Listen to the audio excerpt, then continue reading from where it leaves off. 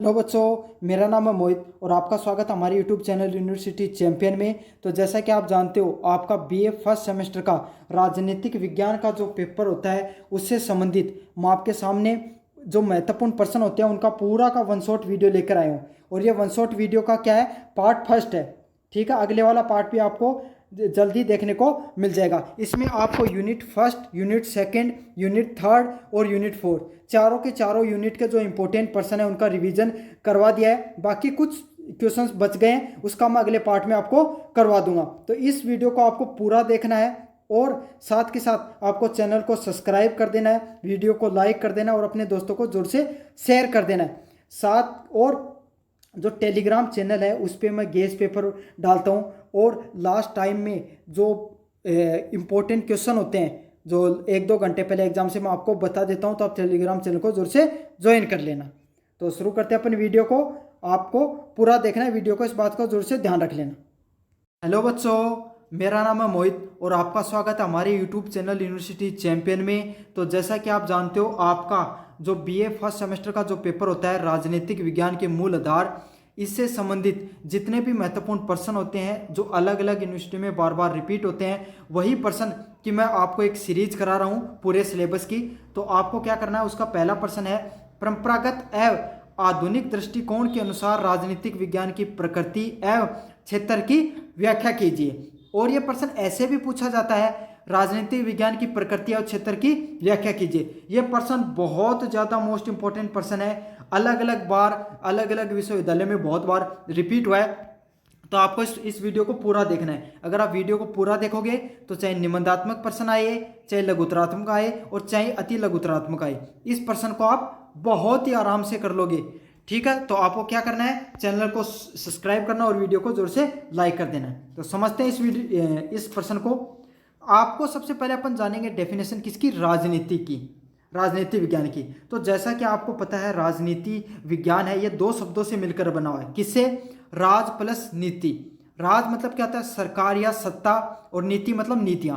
तो सरकार या सत्ता बनाने के लिए, सरकार या सत्ता बनाने के लिए जिन नीतियों का प्रयोग किया जाता है और उन नीतियों का एक वैज्ञानिक ढंग से अपन जो वैज्ञानिक ढंग से अध्ययन करते हैं, वो उसी को क्या कहा जाता है, राजनीतिक विज्ञान कहा जाता है। एक बार फिर बता दूं मैं आपको कि सरकार या सत्ता के को बनाने के लिए जिन या चलाने के लिए जिन नीतियों का प्रयोग किया जाता है और उन नीतियों का एक वैज्ञानिक ढंग से जिस शास्त्र के अंदर अध्ययन किया जाता है, उस शास्त्र को क्या कहा जाता है, राजनीतिक विज्ञान कहा जाता है। समझ में आ गया होगा।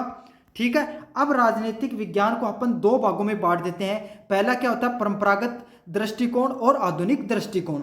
अब मैं आपको पहले ओवरव्यू दे दूंगा कि भाई परंपरागत दृष्टिकोण और आधुनिक दृष्टिकोण में फर्क क्या है। देखो, पहले के समय जो सरकार या सत्ता हुआ करती थी वो कौन सा तंत्र होता था। अपन शुरुआत की बात करेंगे, जब से मनुष्य ने जीवन मतलब थोड़ी समझ आई और वो कबीलों में रहने लगा। तो सबसे पहले क्या होता था, अपने जो एक व्यक्ति होता था कबीले के अंदर जो बहुत हटाकटा या बहुत ज़्यादा जानदार होता था, उसको वहाँ का क्या बना दिया जाता था, सरदार बना दिया जाता था, ताकि वो उस कबीले की क्या करेगा, रक्षा करेगा। वही उस कबीले के नियम बनाता था, वो अपने हिसाब से शासन करता था। वक्त बदलता चला गया, कबीले बड़े होते चले गए। पहले लोग घूमते थे, फिर उन्होंने रहन सहन शुरू कर दिया अपना। अब हुआ क्या कि बहुत ज़्यादा लोग होने के कारण एक दूसरे में लड़ाई झगड़े बढ़ने लगी। ठीक है, तो क्या हुआ, वही जो सरदार हुआ करते थे पहले वो चुने जाते थे, वो धीरे धीरे क्या हो गए, वंशानुगत हो गए। मतलब पहले बाप से बेटा और बेटे से उसका बेटा धीरे धीरे राजा बनता चला गया। तो पहले कौन सा तंत्र, उसी से क्या निकल गया, राजतंत्र निकल के आता है। अब राजतंत्र का जिस राजनीति में अध्ययन किया जाता है वो कौन सा दृष्टिकोण निकल गया, परंपरागत दृष्टिकोण में जोड़ दिया गया। होता क्या, वक्त बदलता है, राजतंत्र की भी उम्र चली जाती है। आपको पता है कि इस जीवन का एक ही मूल आधार है कि वक्त के साथ चीजें बदलती हैं। फिर क्या होता है, आपको पता है कि बहुत सी क्रांतियां होती हैं और राजतंत्र के रूप ले लेता आज के समय में कौन, लोकतंत्र, लोगों का तंत्र। तो अब लोकतंत्र का अध्ययन अपन जिसमें करते हैं, जो आधुनिक सरकार या सत्ताएं होती हैं जिसमें लोकतंत्र के ज्यादा प्रभाव देखने को मिलता है, तो उसका अध्ययन करने के लिए अपन किसका प्रयोग करते हैं, आधुनिक दृष्टिकोण का प्रयोग करते हैं। तो ये है दोनों के अंदर बेसिक डिफरेंस। अब अपन दोनों को अच्छे से समझेंगे। तो अब बात करते हैं अपन परंपरागत दृष्टिकोण की प्रकृति। प्रकृति का अर्थ क्या होता है भाई, कैसा व्यवहार उसका कैसा है।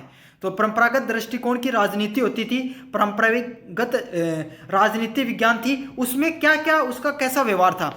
तो उसमें अपन बात करते थे नैतिकतावाद व दार्शनिक प्रवृत्ति। नैतिकतावाद मतलब क्या होता था कि उस समय के जो राजा हुआ करते थे उनके आदर्श कैसे थे, उनके विचार कैसे थे, वो किस प्रकार से न्याय करते थे, कैसे स्वतंत्रता थी, धर्म किस प्रकार का था और कर्तव्य किस प्रकार का था। तो आपको पता, एक व्यक्ति राज करता था तो उसके राज में वही जो नियम बनाएगा वही चलते थे।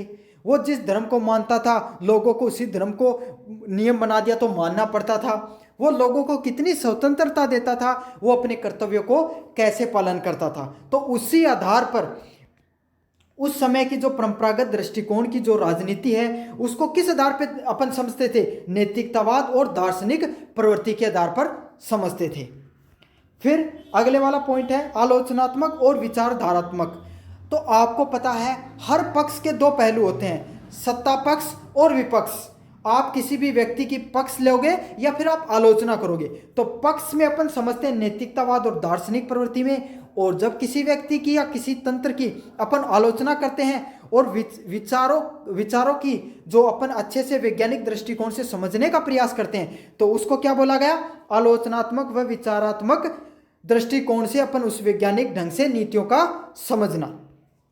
तो क्या होता था, जहां पर राजनीतिक संस्थाओं की अपन आलोचना करते थे, जैसे मैं समझा देता हूं, जैसे कि अपन ने क्या कि अकबर के शासन काल में जो धार्मिक सहिष्णुता थी वो बढ़ गई, ठीक है। तो ये तो अपन उसका पक्ष है, लेकिन अब उसके ऊपर अपन आलोचनात्मक भी तो देखते हैं कि उसके समय में क्या क्या नुकसान भी हुए हैं। तो उस दृष्टिकोण, उस संस्था की जब अपन आलोचना करते हुए उसका सर्वेक्षण करते हैं, उसको समझने का प्रयास करते हैं, तो उसे कौन सा दृष्टिकोण कहते हैं, आलोचनात्मक और विचारात्मक दृष्टिकोण।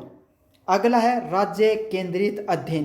तो उस समय, पहले के समय आपको पता है राज्य ही सर्वोच्च संस्था थी, एक व्यक्ति ही सर्वोच्च संस्था होता था जो उस, जैसे कि आप समझ लीजिए कि मेवाड़ है अपना, तो मेवाड़ राज्य का अध्ययन करेंगे तो अपन सिर्फ मेवाड़ की ही बातें करेंगे। लेकिन क्या आज अपन भारत का अध्ययन करते समय सिर्फ मेवाड़ की बात करेंगे, बिल्कुल नहीं। अपन को किसकी बात करनी पड़ेगी, पूरे भारत की ही बात करनी पड़ेगी। तो यही बात थी, साथ के साथ यह भी एक अलग अंतर था। आज के समय अगर आधुनिक दृष्टिकोण की बात करें तो अगर भारत की बात करोगे तो साथ के साथ आपको पाकिस्तान की भी बात करनी पड़ेगी, आपको चाइना की भी बात करनी पड़ेगी, आपको बांग्लादेश की बात करनी पड़ेगी, आपको रशिया की और बात करनी पड़ेगी, आपको अमेरिका की भी। आज के समय जो तंत्र है वो काफ़ी खुला हुआ है, वैश्विक तंत्र है, पहले ऐसा नहीं होता था। हमारा जो लोगों का जो राजाओं होते थे उनके अपने आसपास के 5-10 राजाओं से या अपने देश के राजाओं से ही ज़्यादातर संपर्क होता था। तो यही फर्क होता है। तो उस समय क्या होता था, परंपरागत दृष्टिकोण में सर्वोच्च संस्था क्या होती थी, राज्य ही सर्वोच्च संस्था होती थी। तो आपको समझ में आया, प्रकृति में 3 पॉइंट याद करने, नैतिकतावादी, आलोचनात्मक दृष्टिकोण और विचारधारात्मक दृष्टिकोण से समझना और राज्य केंद्रित अध्ययन करना। अगला पॉइंट है क्षेत्र। तो कोई भी व्यक्ति का पहले अपन जो परंपरागत राजनीतिक विज्ञान थी उसका अपन ने व्यवहार समझा कि वो पहले किस व्यवहार पे उसका अध्ययन होता था। अब समझेंगे उसका किन क्षेत्रों पर प्रभाव था, किन क्षेत्रों को अपन समझते थे उसके अध्ययन करते वक्त। तो पहला किसका था, मैंने सबसे पहले बताया था राज्य का अध्ययन करना। तो उस समय अध्ययन करते थे राज्य की उत्पत्ति, भाई मेवाड़ राज्य है उसकी उत्पत्ति कैसे हुई, ठीक है, स्वरूप कैसा उसका, आज के समय उसमें कितने राजाओं, एक मतलब आज के समय कौन सा राजा उस पर राज्य कर रहा है और उसका क्षेत्रफल कितना है, उस राज्य का उद्देश्य क्या है कि वो किस उद्देश्य के साथ वहाँ पर राज कर रहा है और वहाँ पर क्या कार्य हो रहे हैं। तो ये राज्य का अध्ययन होता था। दूसरा पॉइंट सरकार व संस्था, ठीक है। तो विधायिका, कार्यपालिका, न्यायपालिका, कोई भी राज्य को चलाने के लिए 3 जो मुख्य पिलर होते हैं आपको पता है। पहला होता है विधायिका मतलब राजा हुआ करता था और उसका मंत्रिमंडल हो गया, सरकार हो गई उसका मंत्रिमंडल हो गया, तो वहां पर क्या होती थी उसको क्या बोलते हैं, विधायिका। कार्यपालिका, वो मंत्रिमंडल के नीचे जो अधिकारी जितने काम करते हैं। विधायिका का काम होता है नीतियों का निर्माण करना और जो सरकार की नीतियों को लागू करने का कार्य कौन करता है? कार्यपालिका करती है। और सरकार की जो नीतियां वो सही से लागू हो रही है नहीं हो रही है, कानून और तंत्र में कहाँ कमियां हैं, कहाँ है कानून का जो उल्लंघन हो रहा है, उस चीज का कौन ध्यान रखता है? न्यायपालिका ध्यान रखती है। तो इन सब चीज़ों को जो सरकार की जितनी भी संस्थाएं हैं, उन सभी संस्थाओं का जो अध्ययन करने का कार्य करता है वो कौन सी करती है? राजनीति विज्ञान करती है। साथ के साथ संविधान और कानून, संविधानिक व्यवस्थाओं का तुलनात्मक अध्ययन भी, कौन सी व्यवस्था, जैसे जापान का संविधानिक व्यवस्था अच्छी है, भारत की अच्छी है कि अमेरिका की अच्छी है या ब्रिटेन की अच्छी है, तो कौन सी संवैधानिक व्यवस्था अच्छी है, इस चीज का अध्ययन भी कौन करता है? राजनीतिक विज्ञान का परंपरागत दृष्टिकोण में की जाती है। साथ के साथ जो पुरानी राजनीतिक सिद्धांत थे, कौन से जो परंपरागत राजनीतिक विज्ञान के जो सिद्धांत किसने किसने दिए हैं? प्लूटो जिसमें प्रमुख रहे हैं, अरस्तु प्रमुख रहे हैं, मार्क्स प्रमुख रहे हैं और लॉक हैं ये प्रमुख परंपरागत राजनीतिक विज्ञान के प्रमुख जो वैज्ञानिक रहे हैं, विचारक रहे हैं। तो आपको इन सबके नाम जरूर से याद कर लेने हैं, ये लिखने हैं आपको, ठीक है? अच्छे से याद कर लेना आप इनको, कभी भूल जाओ। फिर क्या होगा? ये तो था परंपरागत दृष्टिकोण की बातें। अब बात करते हैं अपन मॉडर्न। अब क्या हुआ? पहले राजतंत्र से आता है लोकतंत्र, विचारधाराएं बदलती हैं लोगों की सोच, बदलता है तंत्र, बदलती हैं सरकारें, तो बदलता है राजनीतिक विज्ञान का कार्य करने का तरीका। तो समझते हैं आधुनिक समय में कैसी प्रकृति है राजनीतिक विज्ञान की। सबसे पहले क्या है? विज्ञान सम्मत और अनुभववादी। तो आपको पता है जैसे ही समय आगे बढ़ा, विज्ञान का बोलबाला बढ़ने लगा। पहले जो बातें होती थी दार्शनिक, मतलब जो सिर्फ कल्पनाओं के आधार पर या किताब कॉपियों में लिखी हुई बातें होती थी, थ्योरेटिकल बेस, वो अब होने लगी तर्क के आधार पे, वैज्ञानिक दृष्टिकोण के आधार पर। तो वही बात है, आज के समय जो वैज्ञानिक जो राजनीतिक विज्ञान है उसका अध्ययन किसके आधार पर किया जाता है? अनुभव के आधार पर किया जाता है। साथ के साथ विज्ञान के आधार पर चीजों को, आंकड़ों को समझकर किया जाता है। दूसरा पॉइंट है व्यवहारवादी प्रकृति। अब जो राजनीतिक विज्ञान है वो किसको समझने का प्रयास करती है? कि लोगों का कैसा व्यवहार चल रहा है और व्यवहार के हिसाब से कैसे नीतियां बनती हैं, ठीक है? कैसे ही लोगों के व्यवहार के साथ साथ सरकारें बदल जाती हैं। समझा? मैं छोटा सा उदाहरण देकर समझाता हूँ। पिछली बार राजस्थान के विद्यार्थियों, आप लगभग, तो राजस्थान में पिछली बार जो सरकार थी, सरकार की नीतियों से सारी जनता बहुत खुश थी, लेकिन कमियां कहाँ थी? वहाँ के रहने वाले कुछ जो नीचे कार्य करने वाले, उस पार्टी के जो कार्य करने वाले थे, सरकार के कार्य करने वाले जो कार्यपालक थे, उनसे जनता खुश नहीं थी। तो लोगों ने क्या किया? जनता ने नीतियों का तो समर्थन किया, लेकिन जो कार्यपालक को था, जो कार्य कर रहे थे नीचे, उनको हटा दिया सबको। तो यह फर्क होता है। अब यही चीज है, इस प्रकार के लोगों को व्यवहार की प्रवृत्ति को समझने का कार्य कौन कर रहा है? आधुनिक राजनीति कर रही है। अगले वाला पॉइंट है बहुआयामी। अब सिर्फ राजनीतिक विज्ञान का आयाम, क्षेत्र, अधिकार क्षेत्र, वो सिर्फ एक चीज पे नहीं है। अब वो समझने का प्रयास करता है राजनीति समाजशास्त्र के माध्यम से कि हमारे समाज में कैसे बदलाव हो रहे हैं और उस बदलाव से कैसे राजनीति बदल जाया करती है, उस चीज का समझने का कौन प्रयास कर रहा है? आधुनिक राजनीति। दूसरा अर्थशास्त्र। अगर कहीं बात हो राजनीति की और बात ना हो अर्थ की, तो समझ लेना कि राजनीति अधूरी है। पैसे के बाहुबल्यता से, पैसे के आने से, पैसे के बल पर कैसे राजनीति, सत्ता का संघर्ष बदल जाता है, सत्ताएं बदल जाती है लोगों की विचारधारा और बदल जाती है सरकारें। तो यही बात है, अर्थशास्त्र के माध्यम से आज के समय क्या हो रहा है? राजनीतिक विज्ञान का अध्ययन हो रहा है। अगले वाला पॉइंट है मनोविज्ञान। आपको पता है सोशल मीडिया का टाइम आ गया है। छोटी सी रील, छोटा सा आपकी गलती, आपने एक छोटी सी बोलने में कर दी है गलती, तो समझ लीजिए कि आप हो सकते हो सत्ता से बेदखल। क्यों? क्योंकि आज के समय जो ये मनोविज्ञान है ये बहुत ज़रूरी है।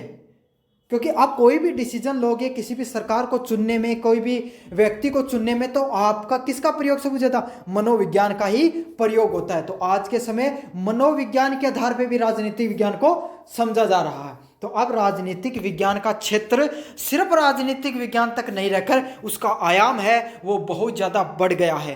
कहाँ तक बढ़ा है? वो जो समाजशास्त्र के आधार पर, अर्थशास्त्र के आधार पर, वह मनोविज्ञान के आधार पर चीज़ों को समझने का प्रयास करता है। अब बात करते हैं उसके क्षेत्र की। तो उसका क्षेत्र कहाँ तक का है? पहला है राजनीतिक व्यवहार और अध्ययन, राजनीतिक व्यवहार का अध्ययन। तो क्षेत्र की बात करें, जो मतदाता है, दल है, जनमत है, नेतृत्व, भागीदारी। अब क्या हो गया है? पहले थी राजा का तंत्र, अब है लोकतंत्र, लोगों के द्वारा। तो अब क्या होता है? चुनाव होते हैं साहब। पहले होता था वंशानुगत प्रणाली, अब होते हैं साहब चुनाव। तो राजनीति विज्ञान में किसका देन होगा? चुनाव का। तो मतदाता दल कैसे कार्य करते हैं, जनमत कैसे कार्य करता है, नेतृत्व कैसे कार्य करता है, और लोगों की भागीदारी कैसे कार्य करती है, ये सब चीजें समझने को मिलती हैं आपको। अगले वाला पॉइंट है राजनीतिक प्रक्रिया। राजनीतिक प्रक्रियाओं में क्या आती है? नीतियों का निर्माण कैसे हो रहा है, दबाव समूह है कैसे। दबाव समूह का अर्थ क्या होता है? जैसे कि आपने, सरकार ने क्या किया, कोई एजुकेशन के ऊपर कोई नीति बनाई कि साहब एजुकेशन पे हमने 30% जीएसटी लगा दी। अब क्या होगा? आपका आंदोलन होने शुरू हो जाएंगे। जो राजनीति, जो शिक्षा के क्षेत्र में क्रांति की बात करते हैं, वो लोग क्या करेंगे? सरकार पर दबाव डालेंगे कि साहब ये 30% जीएसटी से आप क्या कर रहे हो? बच्चों के भविष्य के साथ खिलवाड़ कर रहे हो। तो ऐसे दबाव समूह है, ऐसे समूह है जो सरकार की नीतियों के खिलाफ उन पे क्या करते हैं? दबाव डालते हैं। वही क्या कहलाते हैं? दबाव समूह कहलाते हैं। अगले वाला पॉइंट है प्रचार प्रसार की विधियां, कि सरकार के साथ कैसी प्रकार की प्रचार प्रसार की विधियां। अब मैं आपको छोटा सा उदाहरण देके समझाता हूं। पहले के समय जो प्रचार होता था वो किसके माध्यम से होता था? बहुत पहले की बात है, रेडियो के माध्यम से। रेडियो पर कोई राजनेता आता था बहुत बड़ा, वो अपना भाषण देता था। कुछ लोगों तक बात पहुंचती थी, कुछ तक नहीं पहुंचती थी। साहब वक्त बदला तो आया टेलीविजन। टेलीविजन के माध्यम से सरकार की नीतियों का प्रचार होने लगा प्रसारण। जो पहले होता था रेडियो पर सिर्फ सत्ता पक्ष का व्यक्ति आकर बोलता था, टेलीविजन पे मौका मिला किसको? सत्ता पक्ष के व्यक्ति को और विपक्ष के व्यक्ति को भी अपनी बात रखने का मौका मिला। लेकिन इसमें कमी कहाँ थी? कि सभी जो राजनेता होते थे, जैसे आपके क्षेत्र का राजनेता है, उसको मौका नहीं मिलता था टेलीविजन पे, क्योंकि बहुत कम लोग पहुंच पाते थे टेलीविजन तक। तो सबको मौका नहीं मिलता था अपनी बात रखने का। जो बड़े बड़े स्टार नेता होते थे, बहुत बड़े राजनेता होते थे, उन्हें मौका मिलता था। साहब थोड़ा वक्त और बदलता है, वो दौर आता है सोशल मीडिया का, और आज के समय में हर नेता, हर व्यक्ति, यहाँ तक कि आपके घर में जो आप वीडियो देख रहे हो, आप भी आज के समय अपनी बात रख सकते हो। क्यों? क्योंकि आज के समय जो प्रचार प्रसार की विधियां हैं वो बदल गई हैं। तो इस चीज का अध्ययन भी कहाँ किया जाता है? राजनीतिक विज्ञान में किया जाता है। अगले वाला पॉइंट है विकासशील देशों की राजनीति। अब देखो, विकसित देशों की बातें अलग हैं, वो विकसित हो चुके हैं, उनके पास पैसा है, बहुदलीयता है, वो चाहे वो करें। लेकिन विकासशील देशों में आज भी संघर्ष है, सत्ता का संघर्ष देखने को मिलता है। तो वहां पर क्या है? गरीबी का अध्ययन किया जाता है। जाति, भारत जैसे देश में जाति, धर्म व क्षेत्रीयवाद के प्रभाव को भी समझने का प्रयास किया जाता है। अगर भारत के लोकतंत्र को आप समझ रहे हो, भारत की चुनाव प्रणाली को समझ रहे हो, और आपने राजनीति में धर्म को नहीं समझा, और नहीं समझा अगर जातिवाद को, नहीं समझा क्षेत्रवाद के प्रभाव को, तो फिर आपने कहीं की भारत की राजनीति को समझा है। तो ये सब चीजों का भी अध्ययन कहाँ किया जाता है? राजनीतिक विज्ञान के आधुनिकरण में। अगले वाला पॉइंट है तुलनात्मक राजनीतिक प्रणाली। तो विभिन्न देशों की राजनीतिक व्यवस्थाओं की तुलनात्मक अध्ययन, ये तो मैंने आपको बता दिया है कि हर देश के अलग अलग किया जाता है। पांचवा वाला पॉइंट है अंतर्राष्ट्रीय राजनीति। तो मैंने बताया कि पहले राजनीति होती थी वो सिर्फ एक दो आसपास के राज्यों तक संपर्क रहता था, ताकि युद्ध ना हो, वैवाहिक संबंध कर लिए, ठीक है, एक दूसरे की राजा की मदद कर दी युद्ध के समय, और बस ऐसे ही रिश्ते होते थे। आज के समय वक्त बदल गया है साहब, रिश्ते बनते हैं वैश्विक। आज भारत का जो राजनेता है वो किसके साथ संधि करेगा? अमेरिका के साथ संधि कर रहा है, जापान के साथ संधि कर रहा है, रसिया के साथ भी, दोनों के साथ कर रहा है। अमेरिका के साथ भी कर रहा है और रसिया के साथ भी कर रहा है, दोनों के साथ कर रहा है, ठीक है। तो इस अंतर्राष्ट्रीय राजनीति का आज बहुत महत्व हो गया है। समझ में आ गया होगा मेरे हिसाब से, हर पहलू को मैंने अच्छे से समझाने का प्रयास किया आपको। अब इसमें है डेविड स्टर्न, जो प्रमुख जो विचारक रहे हैं, गैल्ब्रियन, एल्मंड रॉबर्ट, हाउडल व सैमुअल हेस्टिंग। तो आप सबको क्या करना है, इनके नाम अच्छे से रट लेने हैं, लिख के आने हैं, तभी नंबर मिलेंगे अच्छे आपको। अब बात कर लेते हैं आपको निष्कर्ष की। तो निष्कर्ष में आपको मैं थोड़ा सा कंपैरिजन करके दिखाऊंगा। सबसे पहले बात करूंगा जो बिंदु है वो क्या है, केंद्र। पहला पॉइंट क्या है, केंद्र। तो केंद्र की बात करें, केंद्र का अर्थ क्या है, कौन व्यक्ति राजनीति विज्ञान के अध्ययन का केंद्र रहेगा, मुख्य पात्र रहेगा। कौन से में, परंपरागत दृष्टिकोण में कौन रहेगा, राज्य व सरकार। मतलब राज्य किस प्रकार का है और वहां का राजा किस प्रकार का है। आधुनिक दृष्टिकोण में कौन, व्यक्ति व व्यवहार। क्यों व्यक्ति व्यवहार है, क्योंकि आज के समय लोकतंत्र है, लोगों का तंत्र है, लोग ही सरकार को चुनते हैं, जनता ही सरकार बनाती है और गिराती है। तो किसका अध्ययन करना पड़ेगा साहब, व्यक्ति का करना पड़ेगा कि आम व्यक्ति क्या सोच रहा है, उसका व्यवहार कैसा, इस बारे में अध्ययन करो। अगले वाला पॉइंट, प्रवृत्ति। तो दार्शनिक व आदर्शवादी। तो पहले बातें कैसी होती थी, दार्शनिक बातें हुआ करती थी, आदर्शवादी बातें हुआ करती, क्योंकि उसमें समाज में आदर्श का महत्व था। आज के समय कैसा व्यवहार आ गया है साहब, वैज्ञानिक तर्क की बात करो आंकड़ों की। हर चीज अपन किससे समझने का प्रयास करते हैं, भाई ये वो रिपोर्ट आई है, उसमें ये आंकड़ा दिया गया है, समझ रहे हो ना। हर चीज में आप अपन क्या ढूंढते हैं, तर्क ढूंढते हैं, वैज्ञानिक दृष्टिकोण समझते हैं। तो यही है कि अब किसका वक्त आ गया, वैज्ञानिक व्यवहार का। क्षेत्र की बात करें तो परंपरागत था, वो सिर्फ सीमित क्षेत्र था, राज्य व सरकार तक था। और आधुनिक का क्या हो गया, विस्तृत, समाज, व्यवहार व संस्कृति तक। तो ये तो था आपका पहला प्रश्न। मैंने कंप्लीट आपको बहुत अच्छे से समझाया, जितना मैं समझा सकता हूँ। मुझे उम्मीद है कि आपको अच्छे से समझ में आएगा। चैनल को जोर से सब्सक्राइब कर लेना अगर अभी तक नहीं किया तो। हेलो बच्चों, मेरा नाम है मोहित और आपका स्वागत है हमारे यूट्यूब चैनल यूनिवर्सिटी चैंपियन में। तो जैसा कि आप जानते हो, आपका बीए सेमेस्टर का जो पेपर होता है राजनीतिक विज्ञान के मूल आधार, तो उससे संबंधित जो जितने भी महत्वपूर्ण प्रश्न हैं उसकी मैं पूरी सीरीज चला रहा हूँ। उसका अगला जो महत्वपूर्ण प्रश्न है वो क्या है, लोकतंत्र को परिभाषित कीजिए तथा इसके गुण एवं दोष पर टिप्पणी कीजिए। तो आपको लोकतंत्र है उसकी परिभाषा देनी है, साथ के साथ इसके क्या क्या गुण हैं और इसकी क्या क्या दोष हैं, इस पर आपको टिप्पणी करनी है। तो ये प्रश्न बहुत ज़्यादा मोस्ट इंपॉर्टेंट प्रश्न है, अगले बहुत बार रिपीट हुआ है अलग अलग यूनिवर्सिटियों में, तो आपको पूरा कर लेना है। अगर आप इस वीडियो को पूरा देखोगे तो चाहे आपके लघुतरात्मक प्रश्न आए, चाहे निबंधात्मक प्रश्न आए, चाहे अति लघुतरात्मक प्रश्न आए, आप इस प्रश्न को अच्छे से कर लोगे। तो अपन शुरू करें वीडियो। इससे पहले आप चैनल को सब्सक्राइब कर दो जल्दी से, और चैनल को, वीडियो को जोर से लाइक कर देना आपको, और टेलीग्राम चैनल को जोर से ज्वाइन कर लेना है। लिंक डिस्क्रिप्शन में दिया है, वहीं पे मैं सॉल्यूशन की पीडीएफ डाल देता हूँ इसकी।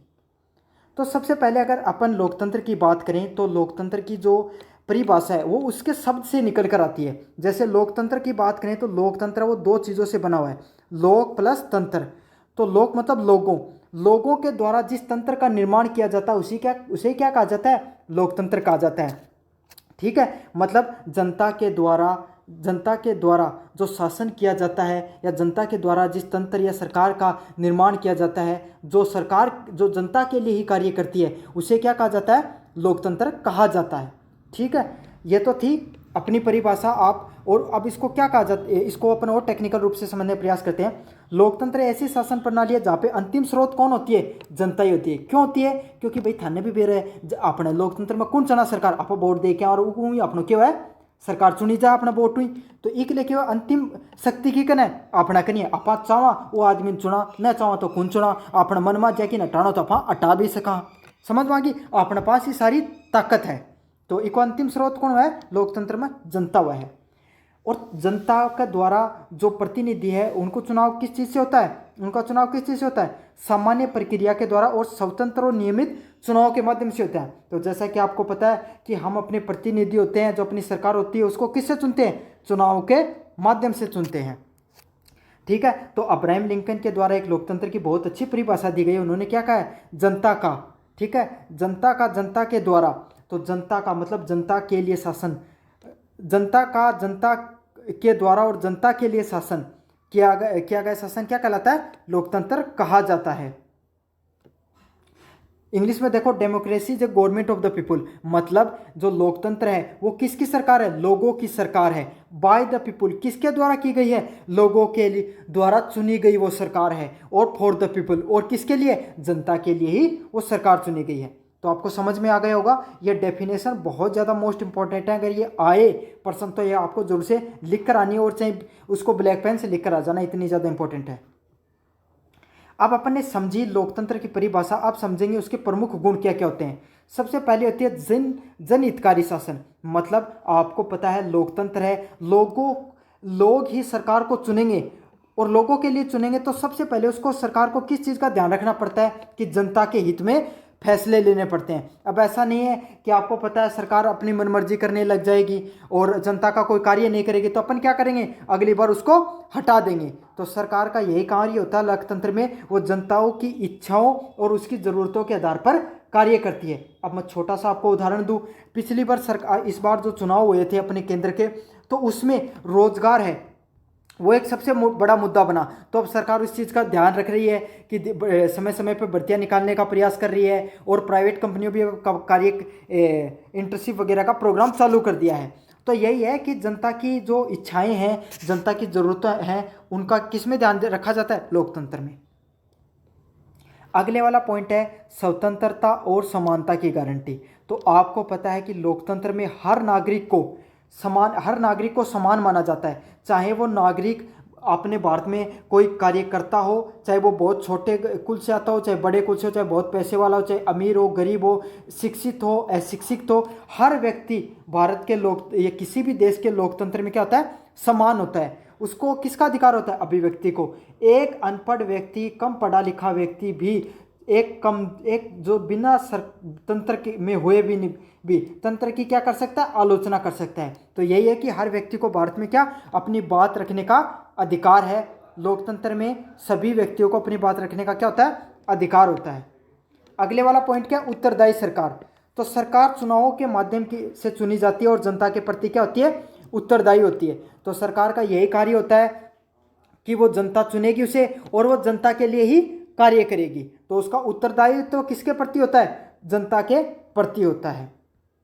अगले वाला पॉइंट क्या है, नियमित व शांतिपूर्ण सत्ता परिवर्तन। तो आपको पता है जो कोई भी देश होगा जहाँ पर लोकतंत्र होगा वहाँ पे चुनाव होते हैं और चुनाव जब ही सही तरीके से सरकार चुनी जाएगी जब वो शांतिपूर्ण तरीके से होंगे। तो आपको पता है अगर राजतंत्र होता था पहले के समय, तो वहाँ पर क्या होता था, युद्ध चलते थे, बड़े बड़े भाई, एक भाई दूसरे भाई को मार देता था, फिर क्या होता था, तीसरा ही कोई व्यक्ति होता था वो सरकार को स्थानांतरण कर देता था। अब ऐसा कोई समय नहीं है। अब क्या होता है, अब निष्पक्ष रूप से चुनाव होते हैं। चाहे सरकार कितनी भी मजबूत हो, लेकिन जनता ने चाहा कि हमें इसे नहीं चुनना है, हमें बदलनी है, तो क्या हो जाएगा, उस सत्ता का परिवर्तन हो जाएगा। तो यही खास बात है, आज के समय सत्ता का परिवर्तन होता है वो कितने शांतिपूर्ण तरीके से होता है। अगले वाला पॉइंट है नागरिकों की भागीदारिता। तो अब क्या हो गया, पहले के समय राजा का चुनाव होता था वो वंशागत रूप से होता था, उसमें कोई भी जनता का कोई महत्व नहीं होता था। पहले राजा बन रहा था, उसका पिताजी बन रहा था, फिर उसका बेटा बन जाता था। लेकिन आज के समय तो ऐसा नहीं है। आज के समय क्या होता है, प्रत्येक नागरिक है वो अपने विचारधारा के माध्यम से अपना मत देकर एक व्यक्ति को चुनता है और वही व्यक्ति आगे जाकर सरकार बनाने में क्या करता है, सहायक होता है। तो इस समय क्या होगा, प्रत्येक नागरिक है उसकी सरकार बनाने में क्या होती है, नागरिक भागीदारिता होती है। आपको अच्छे से समझ में आ गया ये पॉइंट। अगले वाला पॉइंट क्या है, मानव अधिकारों की रक्षा। तो लोकतंत्र होता है उसमें क्या होता है, नागरिकों को क्या दिया जाते हैं, कुछ अधिकार दिए जाते हैं। जैसे कि समझ लीजिए आप बच्चे हो, आपके एग्ज़ाम है और आपके एग्ज़ाम के समय क्या हुआ, एग्ज़ाम चल रहे हैं और साथ ही जो एक डीजे वाला आपके आसपास जो बहुत देर रात तक डीजे बजा रहा है, लोग पार्टी कर रहे हैं, आप पढ़ने में आपको क्या हो रही, परेशानी हो रही है। तो आप क्या इसकी शिकायत कर दोगे, तो कल से आगे से क्या नियम जरूरी होता है कि भाई 10 बजे के बाद में डीजे नहीं बजाना है या फिर कोई शोरगुल नहीं करना है, ये होता है। और यहाँ तक कि लोकतंत्र के अंदर सिर्फ लोगों के अधिकार नहीं होते हैं, वहाँ की जो प्रकृति होती है उसका भी ध्यान रखा जाता है। जैसे कि मैं आपको एक बात बताऊं, जो मकर संक्रांति आती है उसके अंदर एक एडवाइजरी जारी होती है सरकार की तरफ से कि रात के समय, सुबह के समय और शाम के समय पतंग नहीं उड़ाई जाएगी। जिससे क्या होगा, जो वहाँ पर शाम के समय जो पक्षियाँ उड़ते हैं उनको क्या नहीं हो, परेशानी नहीं हो। तो यही लोकतंत्र की खासियत होती है, उसमें वहाँ पर नागरिकों के अधिकारों की भी रक्षा होती है, तो वहाँ के प्रकृति की भी क्या होती है, रक्षा होती है। यही लोकतंत्र की खूबसूरती है। तो ये सब तो थे लोकतंत्र की खूबियां। अब देखेंगे अपन लोकतंत्र की क्या क्या कमियां होती हैं। तो पहला होता है निर्णय लेने में विलंब। तो लोकतंत्र की सबसे बड़ी कमी सिर्फ यही होती है कि लोकतंत्र में बहुत सा सिस्टम होता है अलग अलग तरीके से। जैसे मैं आपको एक बात बताऊं, सरकार को कोई नियम अगर बदलाव करना है तो सरकार क्या करेगी, सबसे पहले लोकसभा में उसको लेकर आएगी, पास करेगी, फिर राज्यसभा में लेकर आएगी, फिर वो राष्ट्रपति के पास जाएगा। अब सारी प्रक्रिया हुई एक पूरे रूप से और वो मान लो वो कानून है वो पास हो गया, लेकिन हुआ क्या, जनता को वो पसंद नहीं आया और सुप्रीम कोर्ट ने पहुंचा और सुप्रीम कोर्ट ने उसको रद्द कर दिया। तो इन सब जो निर्णय होते हैं जो लोकतंत्र के अंदर, उसको लेने में बहुत समय लगता है। साथ के साथ क्या होता है, सरकारें क्या करती हैं, वो अपना नफ़ा नुकसान भी देखने लग जाती हैं कि उसे लगता है कि ये चीज़ तो बढ़िया है, लेकिन जिन लोगों ने जिस वर्ग ने उनको वोट दिया है उन लोगों को ये पसंद नहीं आएगी, तो वो क्या करेंगे, उस फैसले को लेने में विलंब कर देंगे। तो यही कारण होता है लोकतंत्र में चीज़ों की क्या हो जाती है, प्रक्रिया है, बहस है, विचारधारा है, कानून बहुत धीरे धीरे बनते हैं, बदलाव बहुत धीरे धीरे होते हैं। दूसरी क्या है, अशिक्षित मतदाताओं का प्रभाव। तो क्या होती है, कभी कभी जो मतदाता होते हैं वो दिमाग लगाए बिना जाति के आधार पर, धर्म के आधार पर, पैसों के आधार पर, शराब या कुछ जो दबाव पर क्या कर लेते हैं, जो अशिक्षित या कम जो पढ़े लिखे या फिर गलत प्रतिनिधि को चुन लेते हैं। और इसका नुकसान क्या होता है, पूरे तंत्र को होता है। उससे क्या गलत सरकार चुनी जाती है और उससे पूरा तंत्र ही भ्रष्ट हो जाता है। तो ये होता है कि एक आपका गलत फैसला पूरे तंत्र को खराब करता है।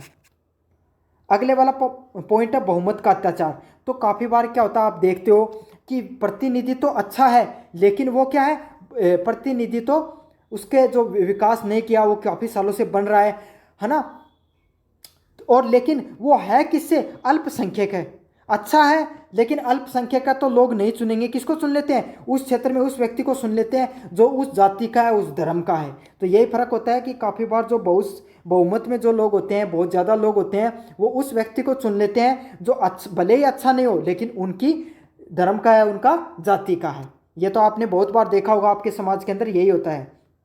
अगले वाला पॉइंट है जनता की भावना से विपरीत शासन। तो काफ़ी बार क्या होता है, काफ़ी लोग क्या करते हैं, सस्ती लोकप्रियता पाने के लिए कुछ ऐसे जुमले फेंक देंगे, जैसे कह देंगे कि हम 1 करोड़ नौकरियां देंगे, ठीक है, 15 करोड़ आपके खाते में डाल देंगे। और ना तो वो जनता को 1 करोड़ नौकरियां मिलती हैं, ना वो 15 लाख खाते में मिलते हैं, लेकिन क्या होती है, सस्ती लोकप्रियता मिल जाती है और लोग लुभावने वादों में आकर क्या कर देते हैं, उस सरकार को चुन लेते हैं और बाद में जाकर उस चीज़ से दुखी होते हैं। तो काफ़ी बार यही होता है लोकतंत्र के अंदर, जुमलों में सरकारें बन जाया करती हैं जो अंतिम वक्त में। अगले वाला पॉइंट है राजनीतिक अस्थिरता।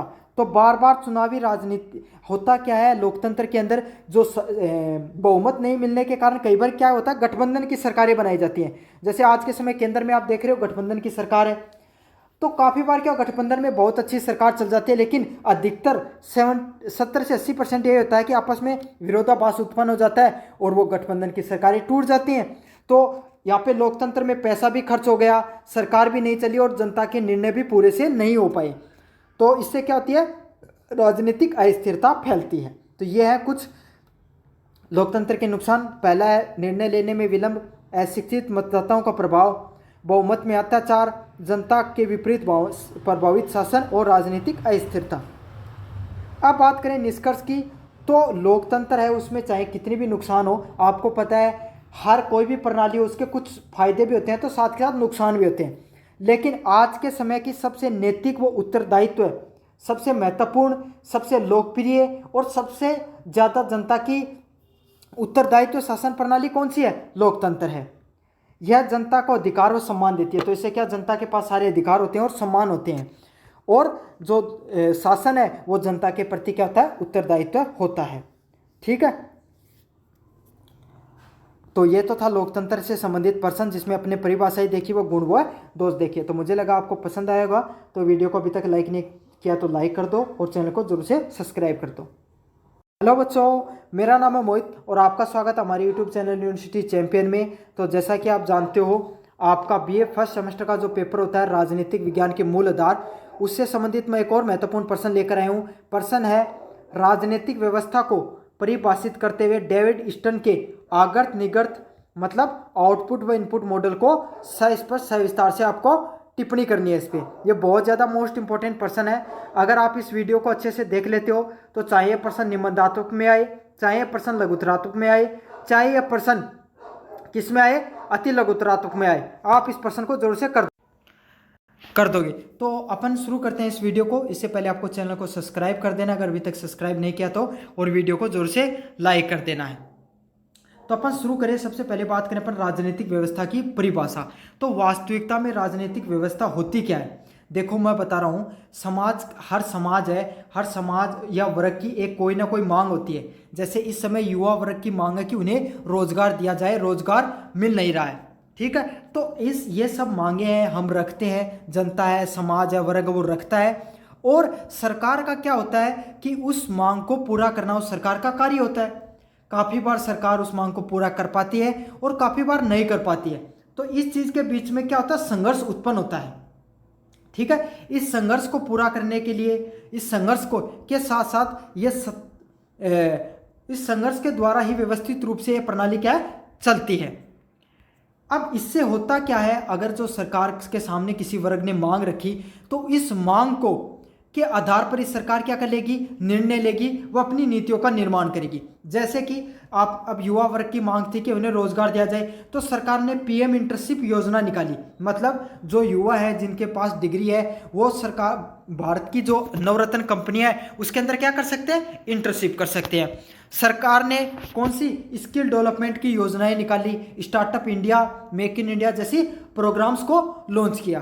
तो यही होता है कि जो जनता के द्वारा जो मांगे रखी जाती हैं और उन मांगों को बहुत अच्छा समर्थन लेता है, तो सरकार क्या लेती है, उसी हिसाब से अपने निर्णय व नीतियों का निर्माण करती है। और ऐसे ही व्यवस्थाओं के द्वारा क्या हो जाती है, समाज में स्थिरता और व्यवस्था है वो चलती रहती है। तो आपको समझ में आएगा राजनीतिक व्यवस्था कैसे कार्य करती है।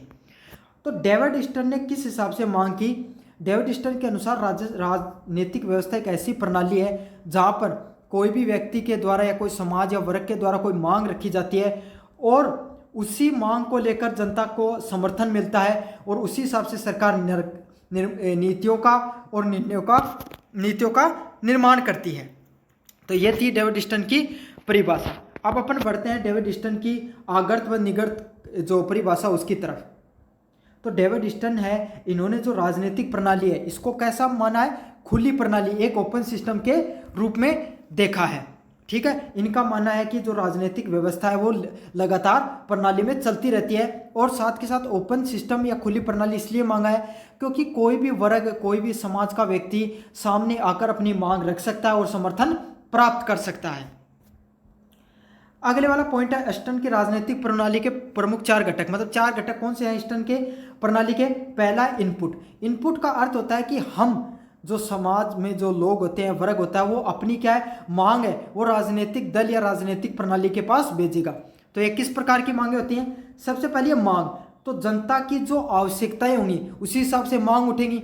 जैसे शिक्षा हो गई, रोजगार हो गया, सड़क हो गया और सुरक्षा हो गई। ये सब सरकार जनता की मांगे हैं। तो जैसी मांगे होंगी, आवश्यकताएं होंगी, वैसे ही मांगे उठ जाएंगी। तो जैसा कि मैं आपको एक उदाहरण देके बताऊं कि आपको पता है कि सरकार है, जो जनता है उसकी मांग है कि सरकारी स्कूल है उसकी व्यवस्था में बदलाव होना चाहिए शिक्षा प्रणाली में। तो क्या होता है इससे कि जो यही जनता की मांग है और अब इससे धीरे धीरे क्या हो जाएगा, समर्थन मिलना शुरू हो जाएगा। क्योंकि ये सब जो गरीब बच्चे हैं या गरीब व्यवस्था है लोग हैं, उनकी क्या ये बहुत बड़ी शिक्षा एक आवश्यकता का है। अगला पॉइंट है समर्थन। तो क्या होता है कि जैसे कि मैंने बताया कि शिक्षा, सरकारी स्कूलों में जो शिक्षा प्रणाली उसमें बदलाव होना चाहिए। तो उसका क्या होगा, धीरे धीरे जनता को समर्थन मिलना चाहिएगा। अगर आपको भी ये बात कही जाए तो आप भी इस चीज़ का समर्थन करोगे। तो अगर आप समर्थन करोगे तो इससे क्या होगा, प्रणाली में बदलाव होगा।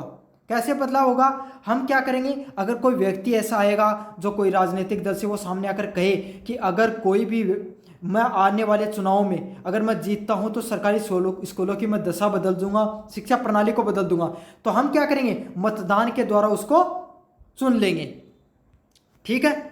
अगला पॉइंट है राजनीतिक प्रणाली। तो राजनीतिक प्रणाली कैसे कार्य करती है?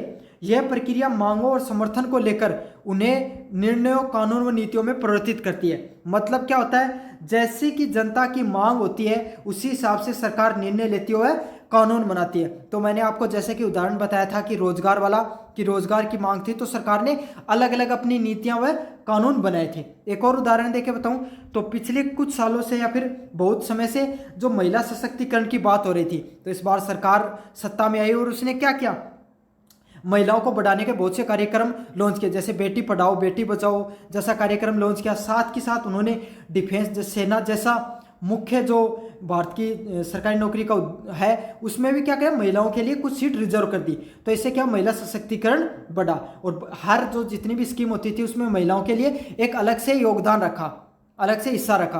तो ऐसे क्या हुआ, अब समाज के अंदर आप देखते हो महिलाओं की धीरे धीरे भागीदारी हर क्षेत्र में बढ़ रही है। तो यही होता है, जो जनता की मांग होती है, जिसका समर्थन होता है, उसी हिसाब से सरकार निर्णय लेती है और नीतियों व कानून का निर्माण होता है। अगला पॉइंट है आउटपुट। अब सरकार के द्वारा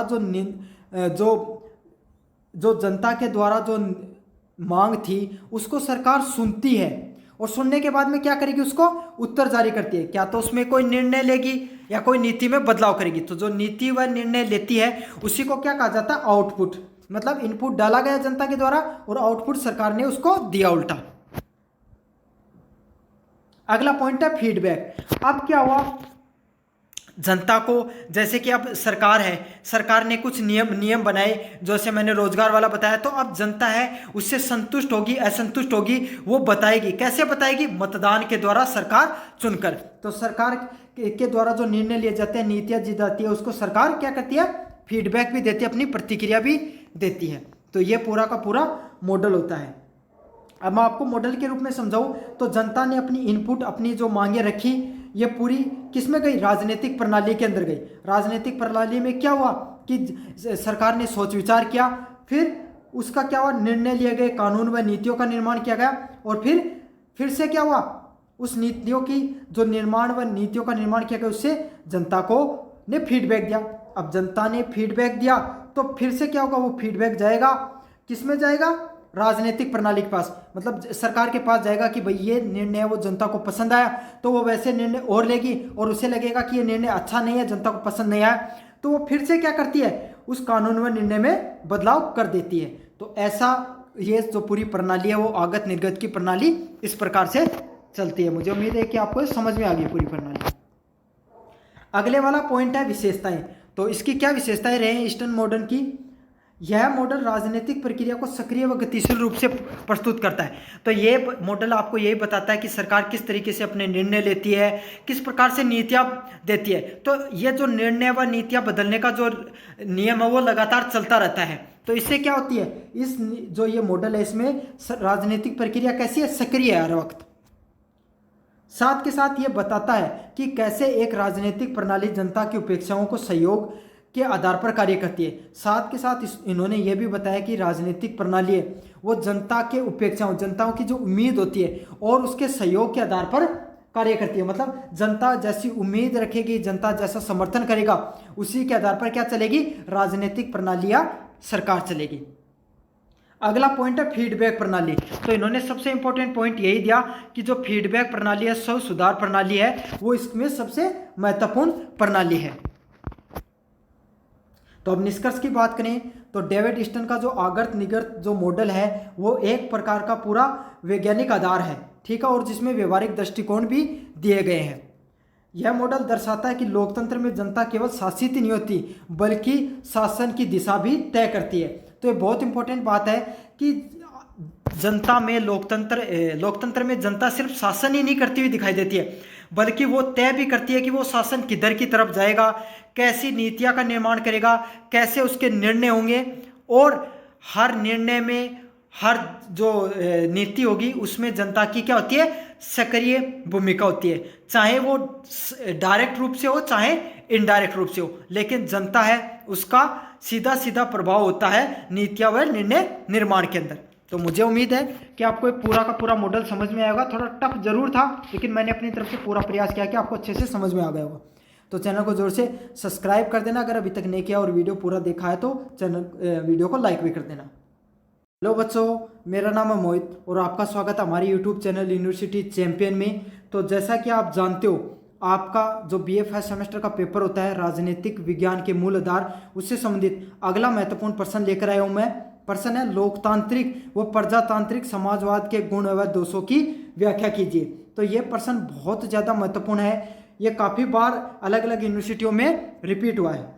तो अगर आप इस वीडियो को पूरा देख लेते हो तो चाहे निबंधात्मक प्रश्न आए, चाहे लघुत्तरात्मक प्रश्न आए, चाहे अति लघुत्तरात्मक प्रश्न आए, आप इस प्रश्न को जरूर से कर लोगे। तो आपको करना क्या है, अपन वीडियो शुरू करने से पहले चैनल को सब्सक्राइब कर देना और वीडियो को जरूर से लाइक कर देना है। और जो पास में जो सब्सक्राइब बटन के पास में जो ज्वाइन वाला बटन दिखाई दे रहा है, तो आप चैनल को अगर मेंबरशिप लेना चाहते हो तो जरूर से ज्वाइन कर लेना। अगली साल पूरा का पूरा सिलेबस मैं मेंबरशिप वाले स्टूडेंट के लिए अलग से डाल दूंगा, ठीक है। तो अपन बात करते हैं, सबसे पहले आपको क्या बताना, लोकतांत्रिक समाजवाद।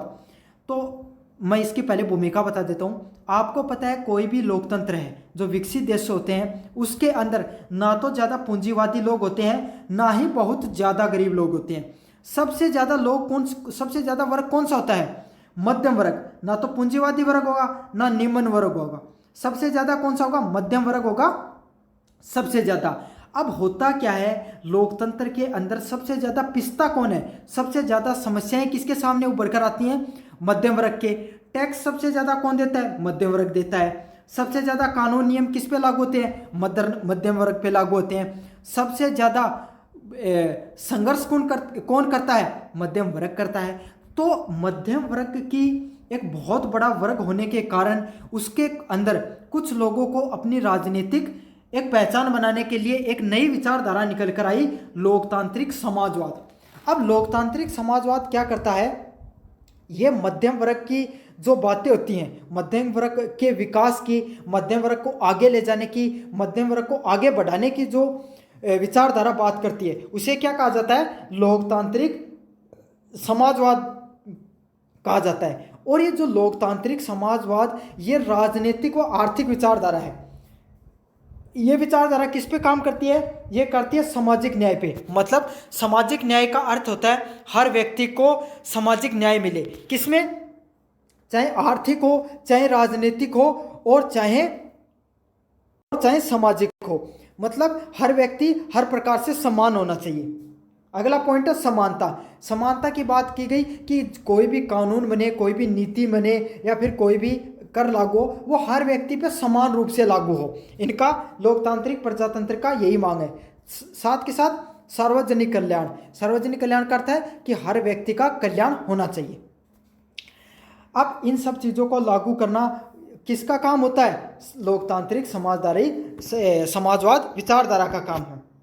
यह पूंजीवाद व समाजवाद के बीच में मध्यम मार्ग है। मतलब ना तो ये ऐसी बात करता है कि बहुत ज़्यादा लोगों के पास पैसा हो, ना ये ऐसी बात करता है कि एकदम साम्यवाद हो, ठीक है। इस पे ना तो पूर्ण रूप से राज्य की बोलबाले की बात करता है, ना ही पूरी तरीके से लोगों की बात करता है। ये बीच का मध्यम मार्ग निकाल कर रखता है। अब इस लोकतांत्रिक समाजवाद की प्रमुख सिद्धांत क्या है। सबसे पहला सिद्धांत है लोकतंत्र का समर्थन होना।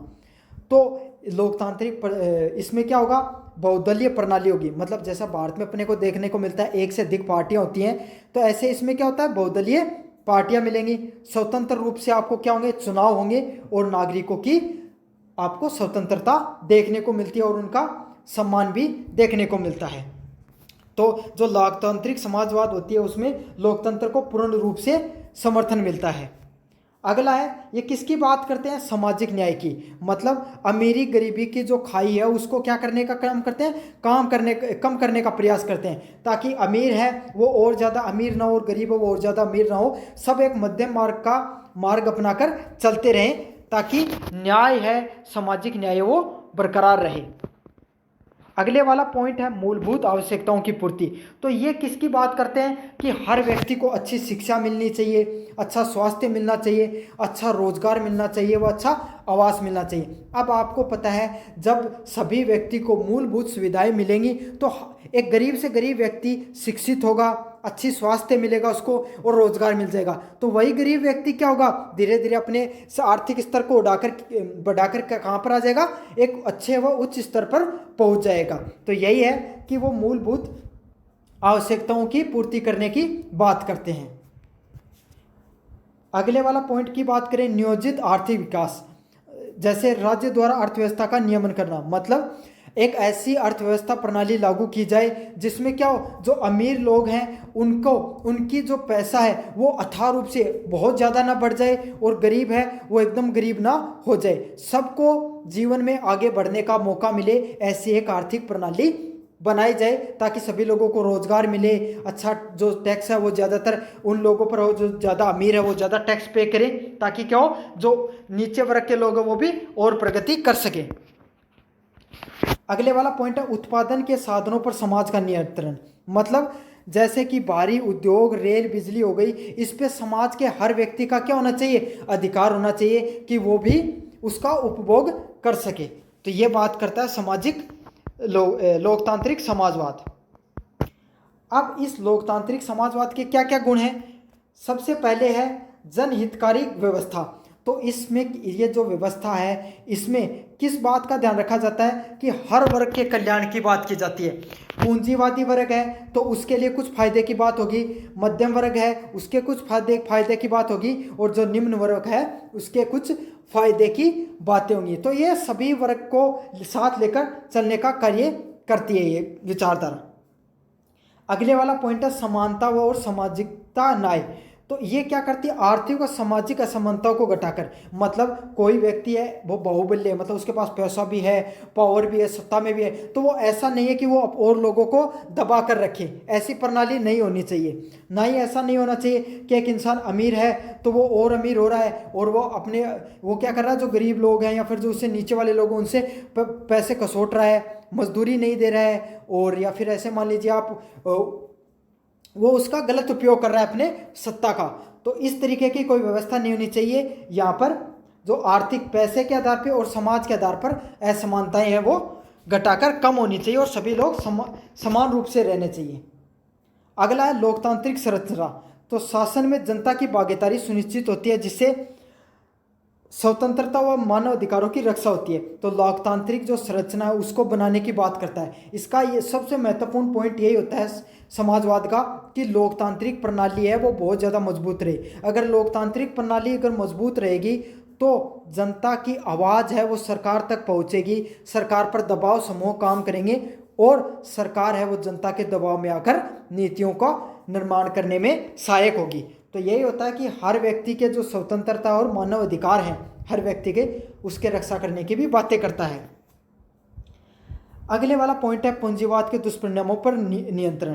तो मुनाफाखोरी हो गई, शोषण हो गया, बेरोजगारी जैसी समस्याएं होती हैं, ये किस कारण होती है, पूंजीवादी के कारण। मतलब कुछ लोगों के पास ही बहुत ज़्यादा संसाधन पहुंच जाते हैं, तो क्या होता है एक बहुत बड़ा वर्ग है वो उन संसाधनों से क्या हो जाता है, वंचित हो गया। जैसे कि एक व्यक्ति है वो तो घर में एसी लगा कर रहता है, बहुत अच्छे से रहता है, और एक समाज में एक ऐसा वर्ग है जिसके पास रहने के लिए घर भी नहीं है।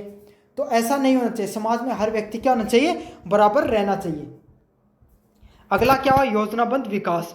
तो राज्य नियोजित ढंग से संसाधनों का उपयोग करता है और उसके विकास में संतुलित करता है। इसका अर्थ क्या है, सरकार क्या करेगी, ऐसे नीतियों का निर्माण करेगी। जैसे क्या करती है सरकार, सरकारी स्कूलों में बच्चों को फ्री पढ़ाने का कार्य करती है ताकि क्या हो, जो गरीब घर के बच्चे वो भी पढ़ सकें।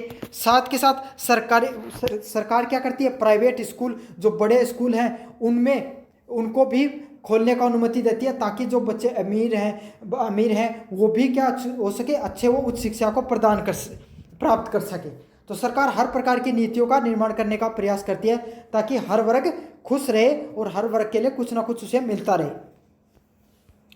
अब बात करेंगे लोकतांत्रिक समाजवाद के कुछ दोष। तो आपको पता है कोई भी प्रणाली हो वो चाहे कितनी भी अच्छी हो उसमें कुछ ना कुछ दोष जरूर होते हैं। तो समाजवाद के क्या दोष है अपन इसको समझने का प्रयास करेंगे। सबसे पहला है वो है प्रशासनिक बोझ।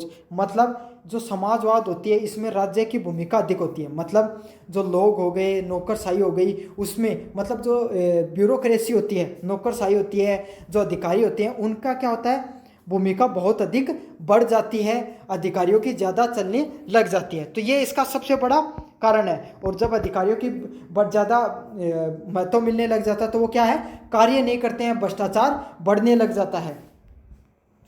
अगला पॉइंट है उद्योगों में प्रतिस्पर्धा की कमी। तो सार्वजनिक क्षेत्र, जैसे कि आपको पता है, इसमें एक मैंने पॉइंट बताया था कि रेलवे हो गया, उद्योग हो गए, ये सब चीज़ें किसके होनी चाहिए, सरकार के नियंत्रण में होनी चाहिए, ताकि हर सार्वजनिक रूप से प्रयोग कर सके हर व्यक्ति। तो ऐसा हो जाएगा तो प्राइवेट कंपनियां आएंगी नहीं और प्रतिस्पर्धा कम हो जाएगी। तो क्या होगा, सरकार जो जैसे भी उन व्यवस्था को चलाएगी, चाहे अच्छी हो चाहे बुरी हो, तो वो हमें क्या करना पड़ेगा, उसको उपयोग करना पड़ेगा। अब प्राइवेट कंपनी आती हैं तो वो क्या आती है, अपने साथ चीज़ों को कुछ बेहतर रूप से भी लेकर आती हैं। तो उससे क्या कि जो उद्योग है उसमें प्रतिस्पर्धा की कमी हो जाती है। अगले वाला है निजी क्षेत्र की सीमित भूमिका। तो समाजवाद में यही बात है कि लगभग चीज़ें सरकार के नियंत्रण में होनी चाहिए। अगर सरकार के नियंत्रण में होगी, प्राइवेटाइजेशन नहीं होगा, तो निजी क्षेत्र क्या हो जाएगा, सीमित हो जाएगा। और आपको भी पता है कि चाहे आप कितना भी कर लो, हर व्यक्ति को सरकारी नौकरी हो गई या फिर सरकारी नीतियों से लाभ नहीं मिल सकता, निजी क्षेत्र का भी होना जरूरी है। सबसे ज़्यादा रोजगार कौन देता है हमें, निजी क्षेत्र ही देता है। तो निजी क्षेत्र का होना भी जरूरी है, वो एकदम ही सीमित नहीं होना चाहिए। अगले वाला पॉइंट है वित्तीय भार। तो आपको पता है जो समाजवाद होती है उसमें मुफ्त सेवाएं हो गई, योजनाएं होगी, इस पर बहुत ज़्यादा खर्च करना पड़ेगा, जिसमें आज के समय रेवड़ी जो सिस्टम बोला जाता है, ठीक है, जो आज के समय बहुत बढ़ रहा है। इससे क्या होता है, ये देखने को तो चीज़ें बहुत अच्छी लगती हैं, लेकिन इस पर हमारी जो सरकार का जो वित्तीय बजट है उस पर बहुत ज़्यादा बोझ पड़ता है। और सरकार अब पैसा खुद उगाती तो है नहीं, लेती तो जनता से ही है, तो इससे क्या होगा, टैक्स बढ़ जाएगा। तो आज के दिन आप देख रहे हो कि हमारे भारत देश में कितना ज़्यादा टैक्स बढ़ गया। क्यों बढ़ गया है, क्योंकि हमें मुफ्त में चीज़ें मिल रही हैं। तो मुफ्त में मिली चीज़ें अच्छी नहीं होती, कभी भी बहुत ज़्यादा नुकसानदायक होती हैं। और ये प्रणाली, मुफ्त में मिलने वाली प्रणाली बहुत ज़्यादा नुकसानदायक है। अगले वाला पॉइंट है राजनीतिक अस्थिरता की संभावना। तो बहुदलतावादी समाज के कारण समाजवादी कार्यक्रमों में राजनीतिक सहमति बनना कठिन है। तो आपको पता है, अब इसमें हर वर्ग की बात की जाएगी, तो ऐसा तो नहीं हो सकता कि सभी वर्ग एक साथ खुश हो जाएं। कोई ना कोई वर्ग तो ऐसा होता ही है जो नाराज हो जाता है। तो ऐसे में राजनीतिक अस्थिरता हमेशा बनी रहती है। तो अब निष्कर्ष की बात करें, लोकतांत्रिक समाजवाद एक ऐसी प्रणाली है जहाँ पर स्वतंत्रता व समानता के बीच में किया गया, संतुलन बनाने का प्रयास किया गया है। ये प्रणाली ना तो पूंजीवादी है, ना ही तानाशाही और ना ही साम्यवाद है। मतलब ये प्रणाली ना तो बहुत ज़्यादा पैसे कमाने की बात करती है, ना ही एकदम तानाशाही है, ना ही साम्यवाद की बात करती है। इसकी सफलता इस बात पर निर्भर करती है सरकार जनताओं की इच्छाएं व आर्थिक संसाधन व प्रशासनिक दक्षता में कैसे संतुलन बना पाती है। तो आपको पता है कि जनता की तो बहुत ज़्यादा डिमांड होती है, हर डिमांड पूरी नहीं की जा सकती, क्योंकि इतने आर्थिक पैसा नहीं होगा और उतनी प्रशासनिक दक्षता नहीं होती है। तो सभी चीज़ों के बीच में सरकार किस तरीके से संतुलन बना पाएगी, वही सरकार अब अच्छे से चल पाएगी। तो भारत जैसे देश में नेहरू काल में यह विचारधारा विशेष रूप से क्या रही थी, सबसे ज़्यादा प्रभावी रही थी, क्योंकि उस समय भारत है वो नया नया आज़ाद हुआ था, भारत में गरीबी बहुत ज़्यादा थी और लोगों के अंदर समाजवाद की प्रणाली को लागू करना बहुत ज़्यादा आवश्यक था। इसलिए सबसे ज़्यादा कब प्रचलित रही, नेहरू काल के अंदर ये प्रचलित रही। तो ये बहुत ज़्यादा महत्वपूर्ण प्रश्न है, मुझे उम्मीद है आपको अच्छे से समझ में आ गया होगा। अगर अभी तक आपने चैनल को सब्सक्राइब नहीं किया तो सब्सक्राइब जरूर से कर दो। मेरा नाम है मोहित और आपका स्वागत है हमारे यूट्यूब चैनल यूनिवर्सिटी चैंपियन में। तो जैसा कि आप जानते हो, आपका जो बीए फर्स्ट सेमेस्टर का जो पेपर होता है राजनीतिक विज्ञान के मूल आधार, तो उससे संबंधित मैं महत्वपूर्ण प्रश्नों की पूरी सीरीज चला रहा हूँ। उसका अगला प्रश्न है व्यवहारवाद, बिहेवियरिज्म की परिभाषा है, उसके लक्षण बताने हैं। तो ये प्रश्न बहुत ज़्यादा महत्वपूर्ण है। बिहेवियरिज्म क्या होता है, व्यवहारवाद क्या होता है, उत्तर व्यवहारवाद क्या होता है, इसके बीच में मैं आपको डिटेल से समझाऊंगा ये प्रश्न। और अगर आप इस प्रश्न को अच्छे से पढ़ लेते हो तो चाहे ये प्रश्न निबंधात्मक में आए, चाहे लघुत्तरात्मक में आए, चाहे अति लघुत्तरात्मक में आए, आप इस प्रश्न को अच्छे से कर लोगे। तो अपन शुरू करें इस प्रश्न को। इससे पहले आप चैनल को सब्सक्राइब कर देना और वीडियो को लाइक कर देना। तो देखो होता क्या है व्यवहारवाद। तो व्यवहारवाद एक आधुनिक एक प्रणाली है जिसमें राजनीतिक विज्ञान है, उसको क्या एक वैज्ञानिक रूप से दिया गया है। ठीक है, राजनीतिक विज्ञान को क्या बताया गया कि ये एक आधुनिक विज्ञान की प्रणाली है जिसका उदय कहाँ पर हुआ था, 20वीं शताब्दी में अमेरिका में हुआ है। व्यवहारवाद का उदय कौन सी शताब्दी में, 20वीं शताब्दी में हुआ है। यहाँ पर क्या होता है, परंपरागत जो विचार हैं और संस्थाओं को अध्ययन नहीं किया जाता है, बल्कि ये किसका अध्ययन करने की बात करता है? ये अध्ययन करने की बात करता है व्यक्तियों व उसके वास्तविक व्यवहार की, कि कोई भी व्यक्ति है उसका किस प्रकार का व्यवहार है, वो उसका क्या अनुभव रहे हैं, वो कैसी विचारधारा रखता है, कैसे लोगों से उसका उठना बैठना, तो इन सब चीज़ों के अध्ययन करता है। और उस अध्ययन के माध्यम से, उस अनुभव, तथ्यों व आंकड़ों के आधार पर वो क्या करता है? राजनीतिक अध्ययन को महत्व देता है और समझने का प्रयास करता है कि सत्ता का परिवर्तन क्यों होता है, कि जनता का कैसे विचार थे जब सत्ता का परिवर्तन हुआ, सत्ता में बदलाव हुआ, सत्ता में कैसे नए लोगों का आगमन हुआ। तो यही है कि व्यक्तियों के व्यवहार के आधार पर वह चीज़ों को समझने का प्रयास करता है। और व्यवहार भी किस आधार पर समझता है? तथ्यों व आंकड़ों पर के आधार पर समझने का प्रयास करता है। अगले वाला पॉइंट है, डेविड स्टर्न ने इसे राजनीति के अध्ययन को अधिक वैज्ञानिक व अनुभवजन्य बनाने का प्रयास किया है। तो डेविड स्टर्न ने क्या कहा है कि बिहेवियरिज्म है, ये क्या करता है? राजनीति के अध्ययन को और अधिक वैज्ञानिक बनाने का प्रयास करता है और अनुभवजन्य मतलब लोगों के अनुभव के आधार पर राजनीतिक विज्ञान को समझने का प्रयास करता है। तो यही होता है। डेविड स्टर्न ने बहुत अच्छी परिभाषा दी, आपको इसको अच्छे से याद कर लेना और एग्जाम में लिख कर आना है, ठीक है। अब क्या होता है, बिहेवियरिज्म की क्या क्या विशेषताएं रही हैं? तो सबसे पहला है, बिहेवियरिज्म क्या होता है? अनुभव जन्यता। तो अनुभव जन्यता के आधार पर मतलब व्यवहार व आंकड़ों के आधार व सर्वेक्षण के आधार पर ये जो राजनीति विज्ञान को समझने का प्रयास करता है, ना कि सिर्फ विचारों के आधार पर, ठीक है। व्यवहारवाद किसके आधार पर कार्य करता है? अनुभव जन्यता पर, मतलब आंकड़ों के आधार पर, तथ्यों के आधार पर, सर्वेक्षणों के आधार पर चीज़ों को समझने का प्रयास करता है। जैसे कि आपने एग्जिट पोल देखे होंगे, तो एग्जिट पोल भी किसका एग्जाम्पल है? अनुभव जन्य का या व्यवहारवाद का। ये जनता का काफ़ी बार देखा नहीं आपने? एग्जिट पोल में क्या होता है, एक वो निकालते हैं जनता का मूड, जनता का कैसा मूड है कि वो कौन सी सरकार को चुनेगी, कौन से मुद्दों पर वोट देने वाली है। तो वो इस प्रकार के आंकड़े, इस प्रकार की जो डाटा होते हैं वो कौन से होते हैं? अनुभव जन्य होते हैं और ये व्यवहारवाद के आधार पर ही कार्य करते हैं। अगला पॉइंट होता है विज्ञान सम्मत पद्धति।